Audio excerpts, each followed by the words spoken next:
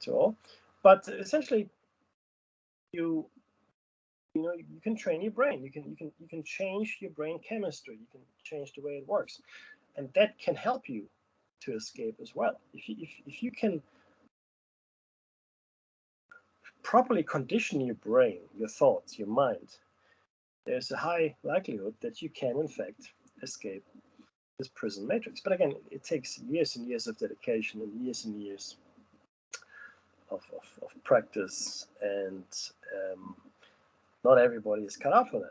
It's just the way the world works, right? And again, my apologies, I've just started the recording. This is show number 9, the cave, and we're talking about the multiversal prison matrix.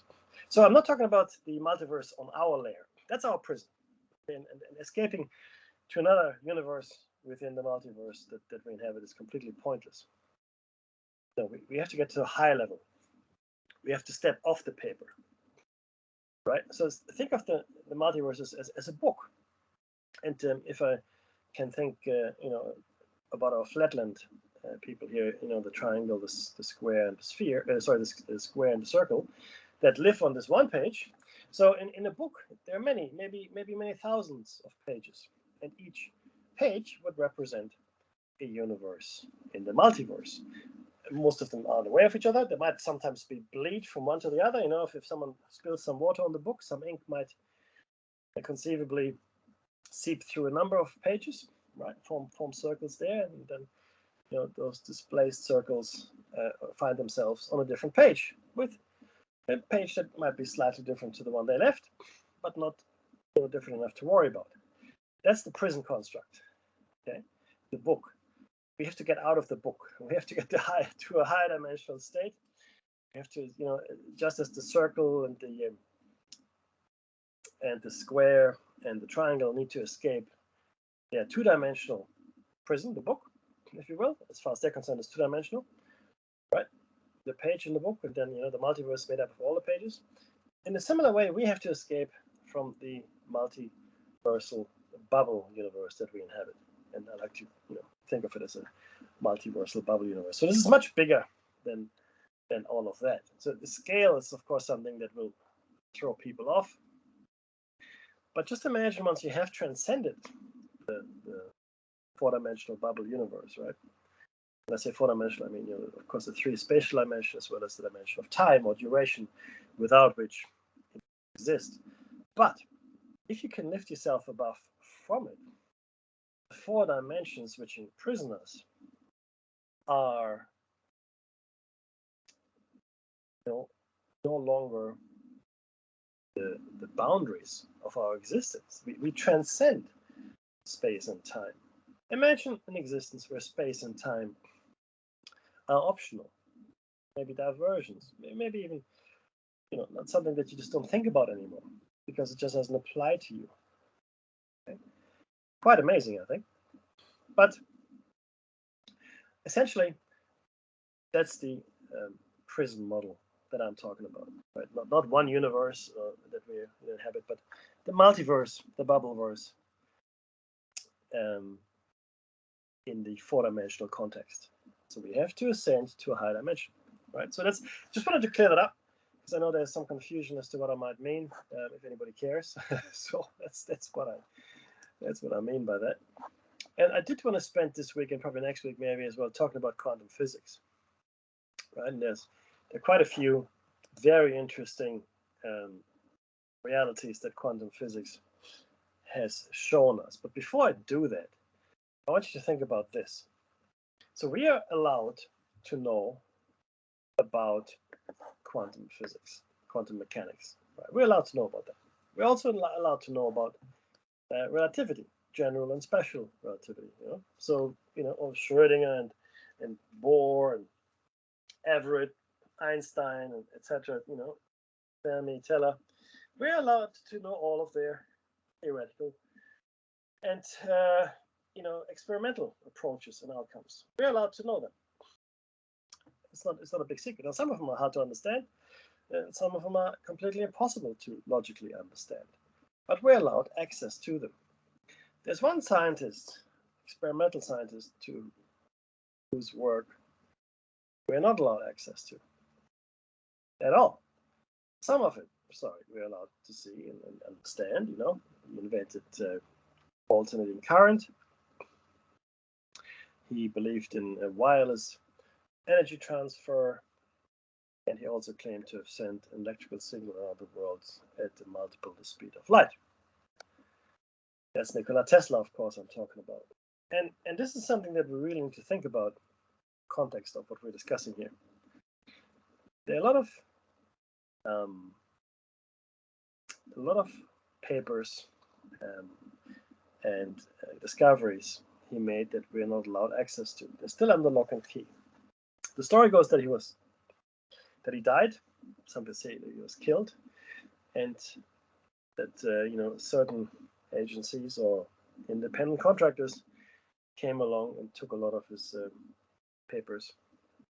And some say it was the government, the U.S. government, another government, any government, some entities, some organizations, and you can no longer see his papers. You can no longer understand and know what his research was all about. Some items you can, but a lot of his stuff is not accessible, and a lot of his stuff is held by the US government under lock and key. Now, why is that? I mean, if you look at quantum mechanics and relativity, it's given us space travel, the atomic bomb, right?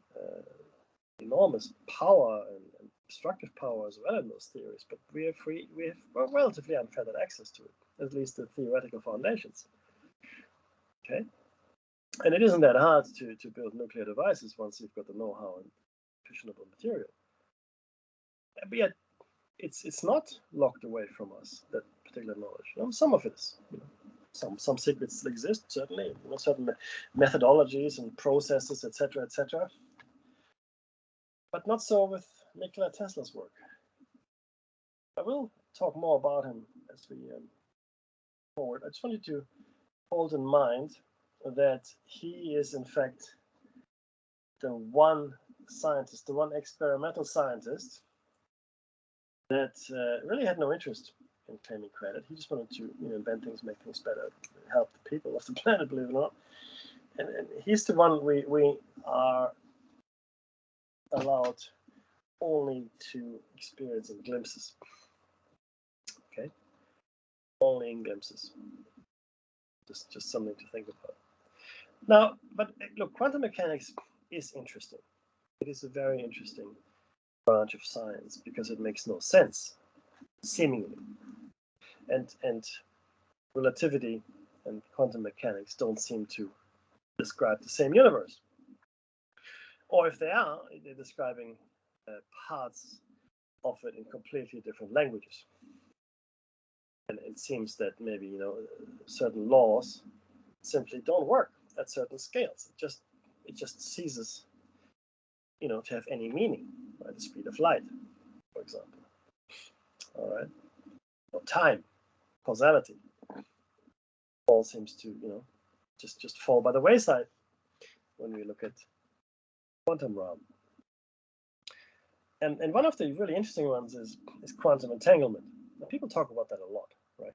What people don't talk about is how do you entangle particles. So people always say, we've got particle A, particle B, they're entangled, and if I do something to particle A, instantaneously the same thing is going to happen to particle B, irrespective of the distance between them.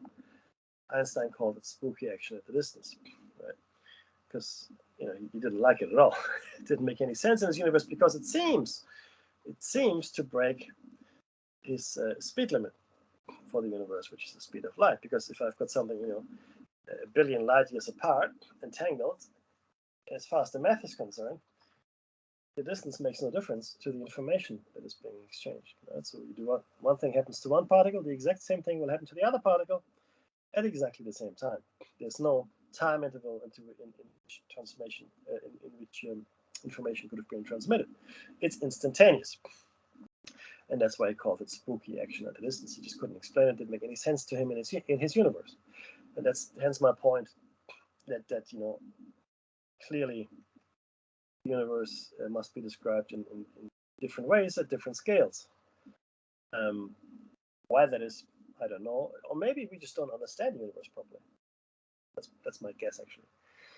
I don't think we have any idea how the universe really works. We say a lot, and we postulate and have theories and feeling really good about ourselves, but in reality we don't really know. Anyway, there's a really great article that I want to share with you from Forbes magazine, and it's written by Chet Orzel.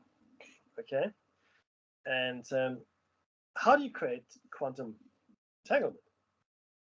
Right, that's the question he poses, and that's what he writes about. Because no one ever talks about this. I mean, yeah, quantum entanglement, sure, but how is that achieved in the first place?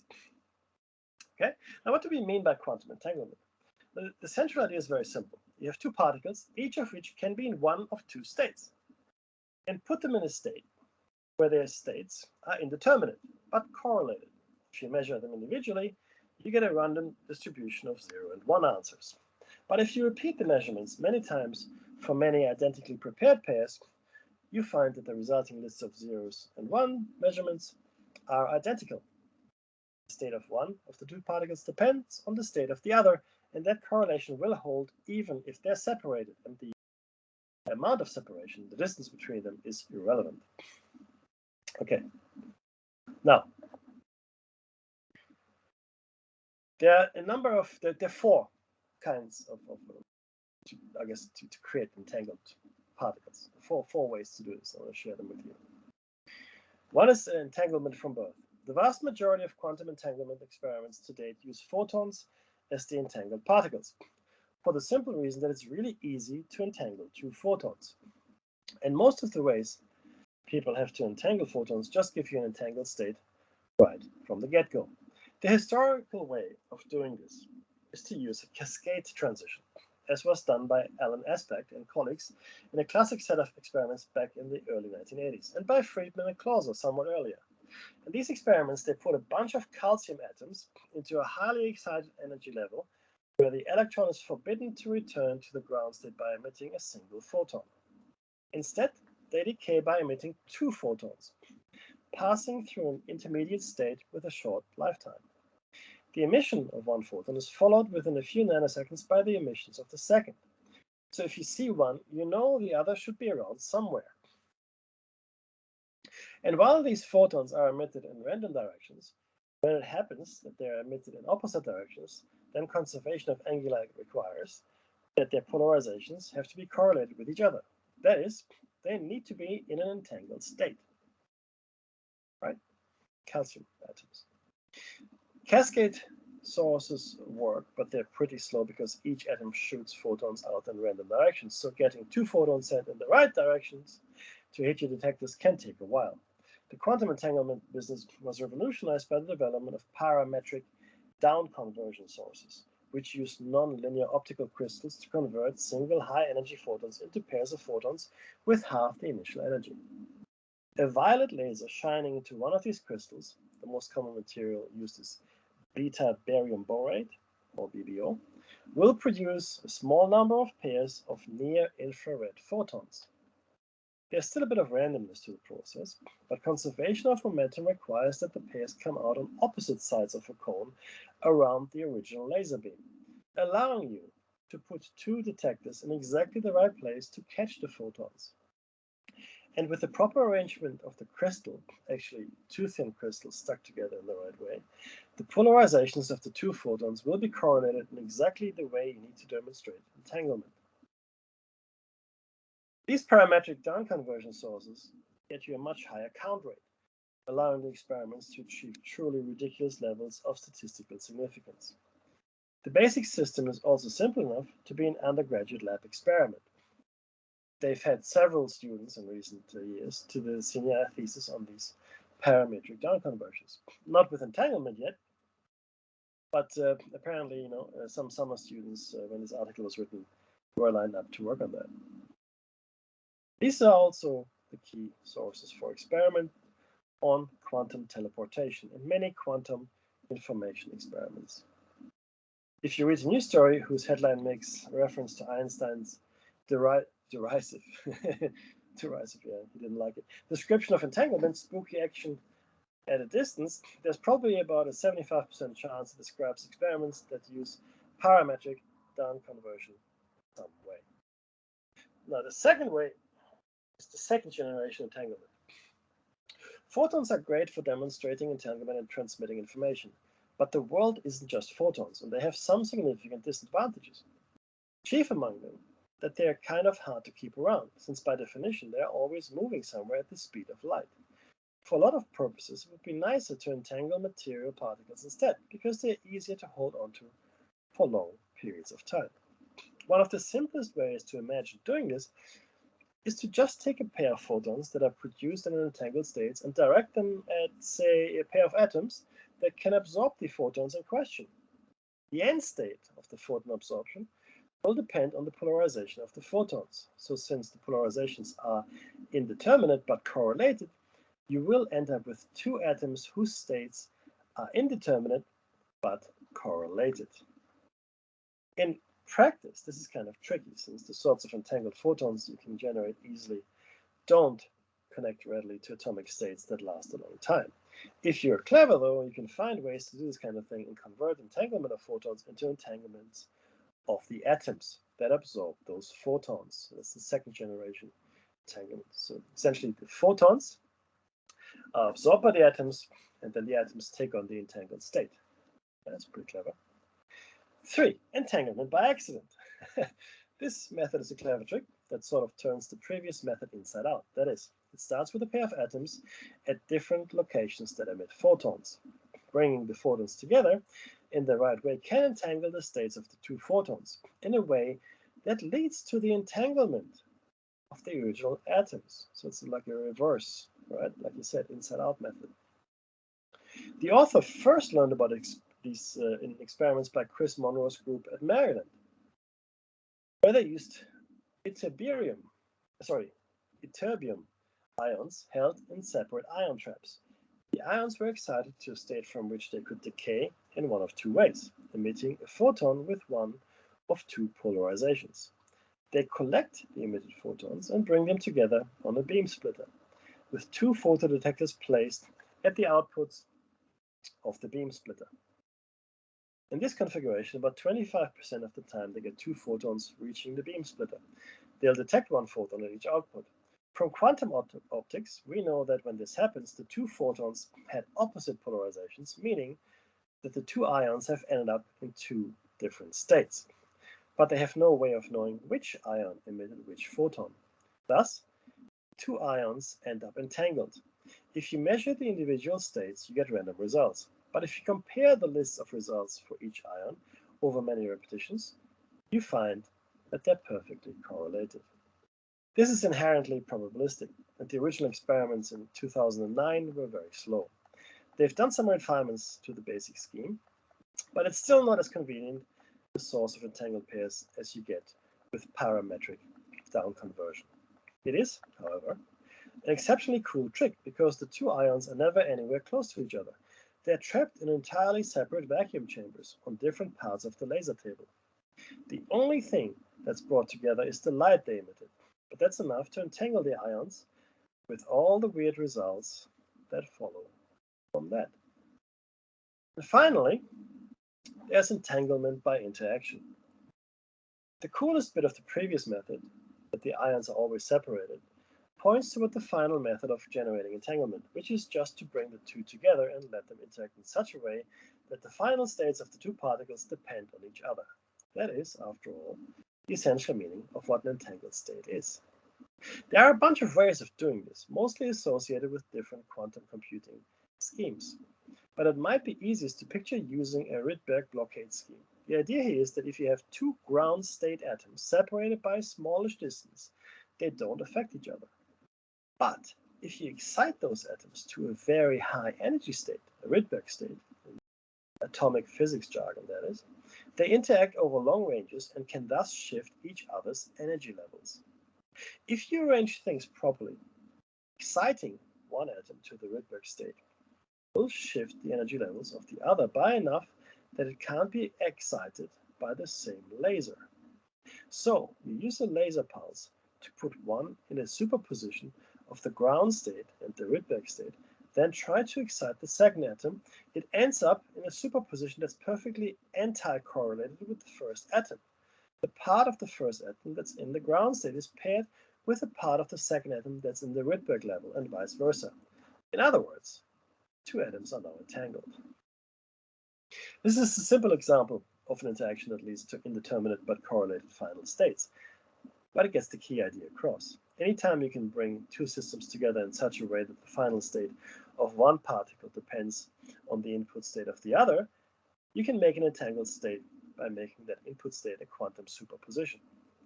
This will necessarily lead to a pair of particles, each of which is an indeterminate state, with any eventual measurements of those states being perfectly correlated or anti-correlated. It's a powerful idea and central to pretty much every quantum computing scheme. It's worth noting here that all of these schemes have a common feature, namely that the entanglement is created in a local manner. That is, the schemes either involve entangled particles that are in the same place at some point, entangled photons come from the same atom or input photon, and the interacting atoms are necessarily close together, or they interact via something passing between them at no more than light speed. An entangled photon pair traveling out to separate atoms, or the photons from two ions traveling to a beam splitter. This is a critical feature for keeping the weirdness of entanglement contained. You can't just arbitrarily entangle two particles that have no common history, which rules out most attempts to justify paranormal phenomena by invoking quantum entanglement. Okay. Now, that's quantum entanglement. Hopefully that was helpful for everybody. But essentially, you have to somehow get particles or atoms into the same state. It looks like the second generation, the parametric down conversion, is the way to go. Right? That seems to be the most easily achieved. Simply because photons are just hard to keep a hold of, as we can all imagine. All right, so that's quantum entanglement. Now, it's really very interesting if you think about it. So the quantum entanglement, so you do one thing to one of the particles or atoms, and the same thing happens to the other particle or atom at the same time.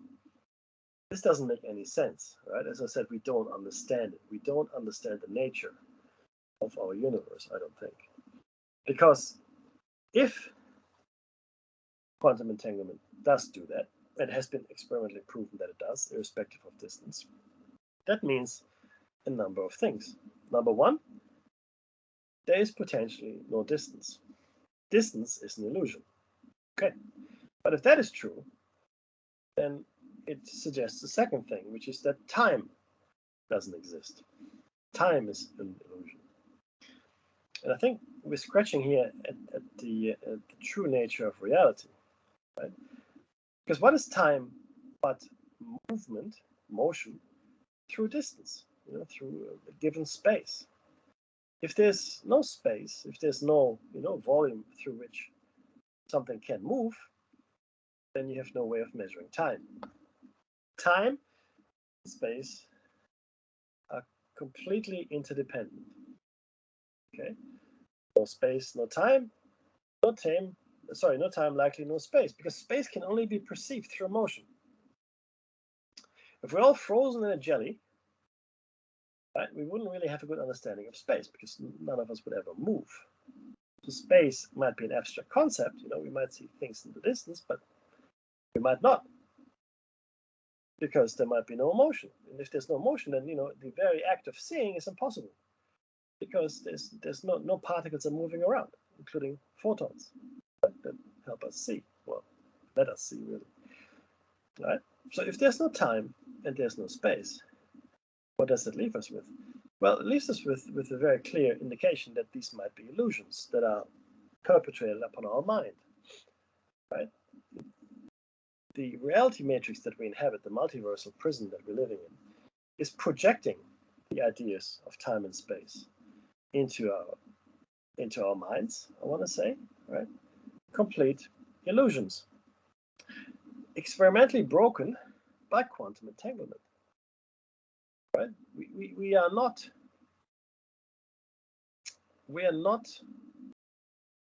really grasping the meaning here. It shows us, though. I mean, science has shown us the way in many ways, ancient wisdom. has effect as well, but certainly science is coming to the party now.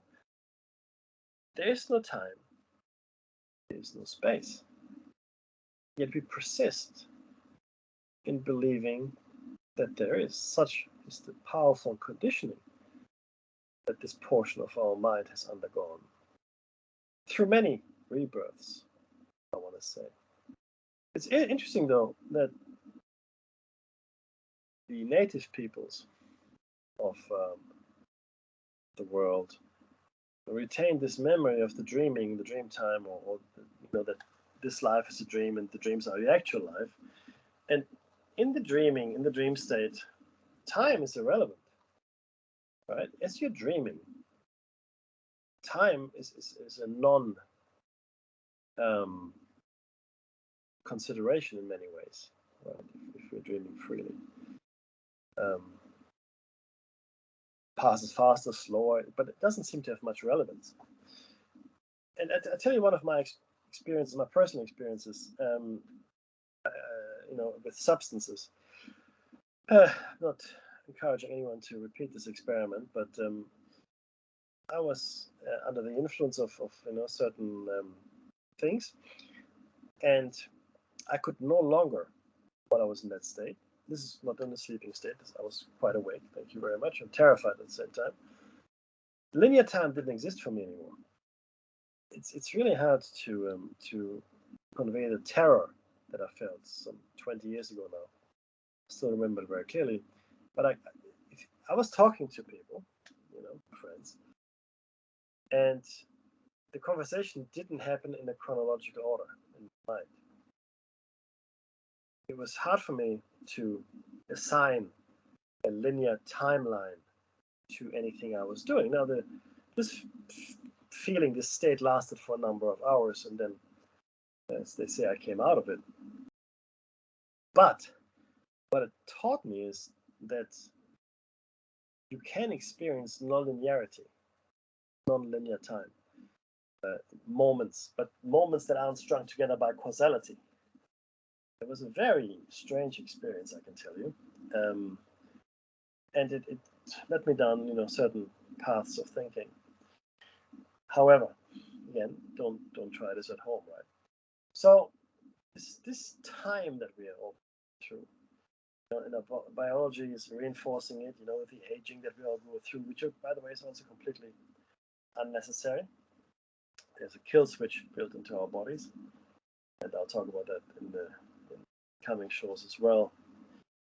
So, if quantum mechanics then tells us that time and space really do not exist, why don't we, do something with it? Why don't we go ahead and escape this? Because our conditioning is too strong, and that's when we come to quantum decoherence.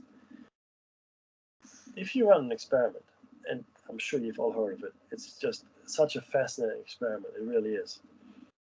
You're shooting electrons or photons, but say electrons at a screen. In this screen, there are two slits cut out, right? And behind that screen is another screen, photosensitive, if you will, that can tell you where the electrons hit. Right? So easy. It's a very simple, straightforward experiment. So, experimenters are shooting a whole bunch of electrons against the screen with the two slits, and what they get is exactly what they expected to get. They're getting a pattern of two slits on the photosensitive plate behind, because that's where the electrons are hitting. As they're going through the slits, they hit the back screen, and that's where you get the pattern of two slits. Makes perfect sense. That's what we expect. However, when you turn the measuring device off, that measures which slit the electrons go to. No measurement, right? Measurement is turned off. Something strange happens. Electrons are forming an interference pattern. Think of it as a grayscale rainbow. So instead of having two impact lines behind the slits, there's now a range of gradiating grayscale, if you will, impact areas, like a grayscale rainbow. Interference pattern. So no longer two impact points or impact areas, but a number and graduated rainbow. in many ways. Grayscale. Okay, said the experimenters, that doesn't make any sense. So they turn the measurement device back on, and hey presto, we have the normal pattern that we expect again. Oh, no interference pattern. That's odd, right? So clearly, what must have happened? The experimenter said, "Well, these particles that were shooting through, they're clearly interfering with each other, and there was, some tomfoolery going on. So what we're going to do now is shoot single electrons at the screen with the two slits to see what happens on the other side on the photosensitive screen, right? Let's do that. Single electrons, but we're not going to measure it. Turn the measurement device off. And they're shooting single electrons at the screen with the slits. And this is really where everything sort of stopped, because they got an interference pattern with a single electron. So the electron went through the right slit and the left slit, and neither, and interfered with itself on the way through, creating an interference pattern. Makes no sense at all. What it shows us, though, is that if something is unmeasured, unobserved, to put it in elegantly, the electron exists in a superposition of states along a probabilistic distribution, meaning that all states it could be in, it is in, like Schrödinger's cat. That's really part of that thought experiment as well. So when we measure it, though, that probabilistic curve collapses to a single outcome. So if you shoot an electron through these two slits, unobserved, unmeasured, you get an interference pattern, meaning the quantum curve, the quantum wave, is there. It's fully realized. So all possible states, all probable states are represented on the photosensitive plate. You turn the measurement device on, and that very same electron, or similar electron, will only hit the photosensitive screen in one spot. That is called quantum decoherence. It's essentially, the wave function is collapsing into one outcome. And I believe it does that across the multiverse, every multiverse. If you observe it, right? So in every iteration of our universe within the multiverse, in the bubble universe, if you think of it that way, the bubble multiverse, it happens in every single one of them. And it'll be a different electron for each single one of these many universes within the multiverse. But it will decohere to the one outcome, right? So it's the prison that we're in is enormous. It's, well, by our scales anyway, and almost imaginable scale. With our limited perceptive ability, 4 dimensions is pretty much all we can handle. We cannot conceive of what the nature of reality truly is. We just cannot. And we're limited this way on purpose, in my opinion. So the real game here is to get to a higher dimensional state, to our true ability, to free our minds to perceive the metaverse. Let's call it the metaverse, because the multiverse is really referring to universes like ours. But the metaverse might be the complete set of existence that there is. The metaverse. I don't know if someone coined that phrase already or not. I like it. I'm going to call it the metaverse. So we have to escape to the metaverse somehow, of which the multiverse is a subset. Both are infinite, which of course is completely meaningless in our present state of understanding. You can say infinite, it means nothing. It's an abstract term. How can you cannot in your mind imagine infinite? Impossible. In the same way you can't imagine eternity. Right? You can't, so infinite is of course referring to space, whereas eternal refers to time, neither of which are meaningful at all. It means nothing. Nothing at all. Infinite, eternal doesn't mean anything. We say these things, but we can't conceive of them. There's a beautiful story that is told, I think, in Arabian Nights. Someone asked a wise man, what is eternity? The wise man said, okay, good, I'll tell you this. There's a 5-mile high diamond mountain. on an island in the middle of the ocean. 5-mile high diamond mountain. It's made entirely from diamond. A mountain 5 miles high, made from diamond. And every year,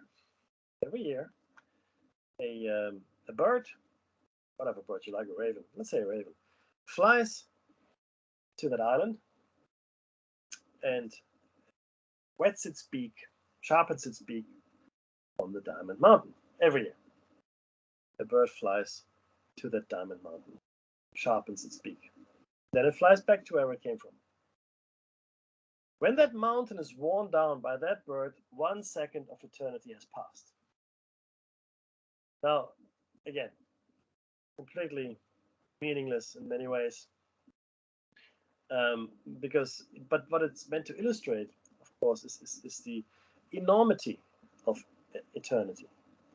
In a similar way that there's this enormity of infinity, which neither of which we can grasp. Our minds can simply not understand infinite or eternal. And if anyone tells you they can, they're lying to you.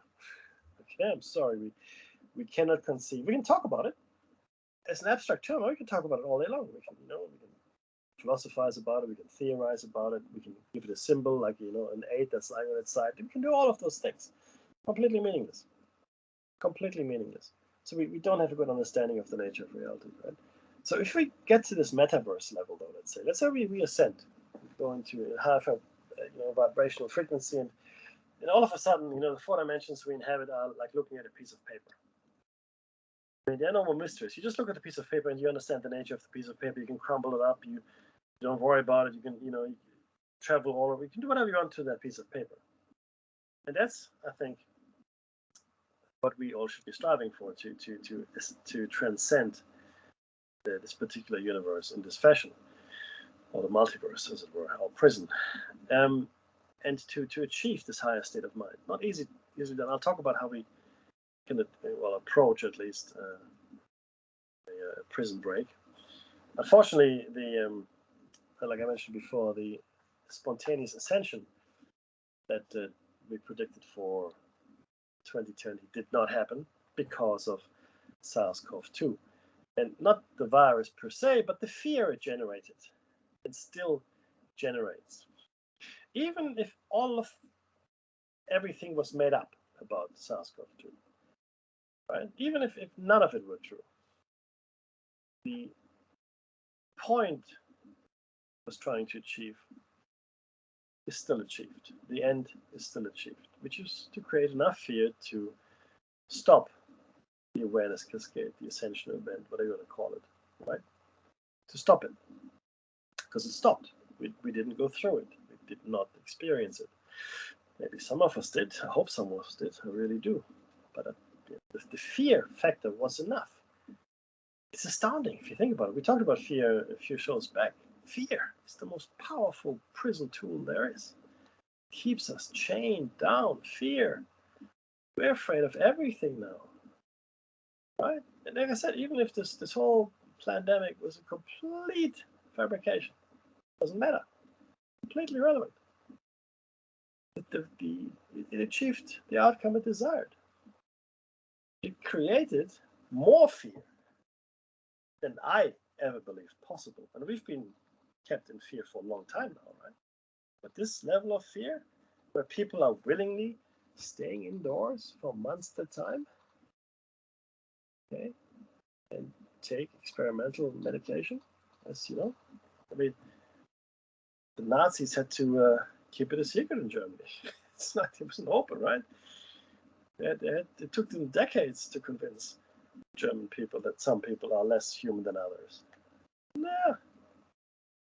Space of a year, done away with all kinds of safety regulations. All the big pharma companies producing these medications are completely indemnified. Right? Something goes wrong, you said you can't sue us. You wanted the medication, you wanted the medicine. Here it is. Something goes wrong, not our problem. Not our problem. We didn't. We told you. We can't be held responsible, and they're not going to be held responsible. They're indemnified. They have been given that freedom. Yeah, no, don't worry about it. Something goes wrong, you're okay, Bob. It's all good. Just to be clear, right? So there's fear. There's fear. But I don't think it's a hoax. I don't. I believe it's a real disease. And it's caught between a rock and a hard place there, right? I don't want to talk too much about it, but it's important because it highlights the aspect of fear in our imprisonment. There's no good decision. There's no good choice, right? I do believe that people are passing by the millions from this virus. I believe there's some serious long-term effects, long COVID, as it's called. And I also understand that it has a massive impact on fertility, male fertility specifically, as a number of studies we examined in the shiny side out as well, up to a 600% decrease in male fertility in sufferers of really bad cases of long COVID, right? So we don't even know what the side effects of the medications are yet either. Like, not really. I mean, we know some side effects, but most of these won't come out for years. There was medication back in the 70s. This is true. You can look it up yourself. It's called Contagan. I think it was. I can't remember. I think it was a painkiller. I want to say it was a painkiller, but it was prescribed to pregnant women. Right? Seemed to work okay. Unfortunately, though, it caused massive birth defects. Massive birth defects. No arms, no legs. Other things as well. I don't think there was retardation, so the children born were mentally quite competent. It's just their bodies were quite deformed. Contagan, it's called. Right? It happens. These things happen. It's a thing, right? And what do you do? Yes, there was a lawsuit. People got compensated, but children were still handicapped massively, right? So yeah, but again, it was only after the child was born that clearly something had gone wrong, because back then our imaging technology wasn't really that good. So I mean, these days I've seen it, image the fetus and its development. You can get 3D pictures of it. It's quite phenomenal what you can do these days. Back then we didn't have that technology, right? And similar with this, we won't know for many years to come. What the real impact was, both of the SARS-CoV-2 as well as the attendant vaccines. And there's a plethora of vaccines available, right? I mean, every country has got their vaccine. It's not just the big ones. It's big business too. It's worth billions and billions of dollars, especially now with talk of booster shots coming up. If it's 6 months, you better get your booster shot. None of this is free. Now, it might be free for the population, right? Because people want you to get vaccinated, but someone is going to pay. So the governments are paying at the moment, right? It's taxpayer money too, billions and billions and billions of dollars. So it's a thing. It's a real thing, right? So, but again, it's really important to understand the fear component, right? Really scary stuff. And it is that what keeps us here mostly, in my opinion. It's the fear, because we're afraid of everything. Mostly, we're afraid of death. Death, don't know. Religion is the best business idea anyone ever had. It's afterlife insurance. It's brilliant. I wish I had thought of it. Afterlife insurance. Well, you don't know if you need it, but you better get some. Just in case, right? Just in case. Hey, I don't know. Better. You have to be really strong in your beliefs, whatever they might be, not to go for some afterlife insurance. Right? You have to be pretty convinced of whatever it is that you believe. If it doesn't require afterlife insurance, it's tough. It's tough. I mean, people are afraid of public speaking. Seinfeld made a joke. Most people in America are afraid of public speaking more than they're afraid of death. So for most people at a funeral, he says, the person in the casket is better off than the person at the pulpit giving the eulogy. You can argue that point, but if you look at relative percentages of phobias, it seems to bear out, right? But yeah, so here we are with a choice. Do we live in fear? And do we go ahead and maybe not live in fear and just live our lives, right? And because the thing is this, all we have is the moment we're in. Okay? Oh, and there's the music. Great. Look, don't go away. I'm not sure who's up next. I think Mitchell Bob is not here this morning, so there might be another show that's playing after this one. Please do donate if you can. This is Listener Funded Radio, and I will speak to you on Thursday again for show number 10. This has been The Cave, and I'm Mackie. Thank you for listening.